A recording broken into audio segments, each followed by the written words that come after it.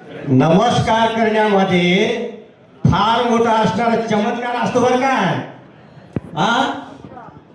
नमस्कार हे साधा सुद्धा नसतो.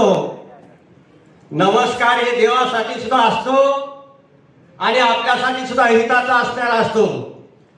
या नमस्कारामध्ये मनापासून नमस्कार केल्याच्या नंतर काय होतो आणि वर नमस्कार केल्यापासून काय होतो हे दोन गोष्टी तुमच्या पुढे शेअर करतो मी. माझं नाव धोंडेबा हरिचंद्र राठोड, राहणार मुखेड, आणि त्या ठिकाणी मी पंचायत समिती ह्या ठिकाणी शेवट पदावर असणारं काम करतो.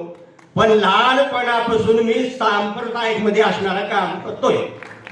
त्याच्यामुळं मला बोला आणि बोलू नका म्हणायची काही गरज नाही. जसं असणार आहे ते नमस्कारामध्ये चमत्कार ही गोष्ट तुम्हाला सांगितली आहे.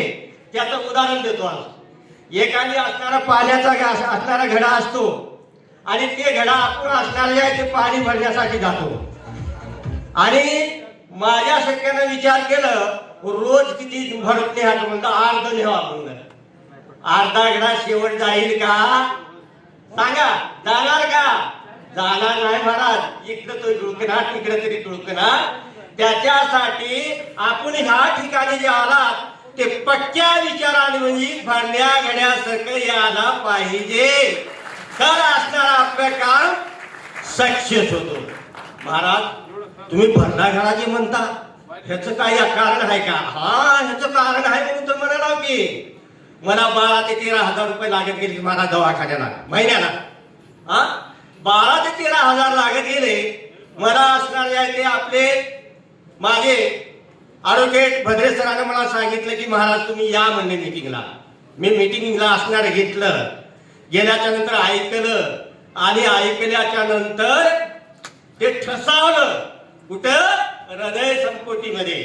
आणि ठसावल्याच्या नंतर मी 95 आम्ही दोघांना ऐकलो म्हणजे 3 डबे असणाऱ्या खाल्या.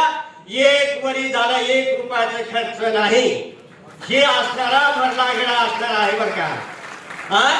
मग त्यासाठी जर असे जर आपल्याला परवडक असतील तर ह्याच्यावर विश्वास ठेवा की न ठेवा सांगा. तर विश्वास जर ठेवायचा असेल तर आणि दुसरं एक काम करावं लागतो. कराल का? ज्याला मायबाप आहे ते हात वरी करायचे.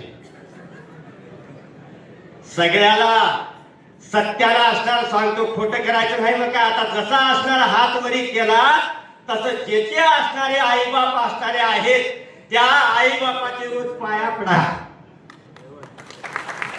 त्या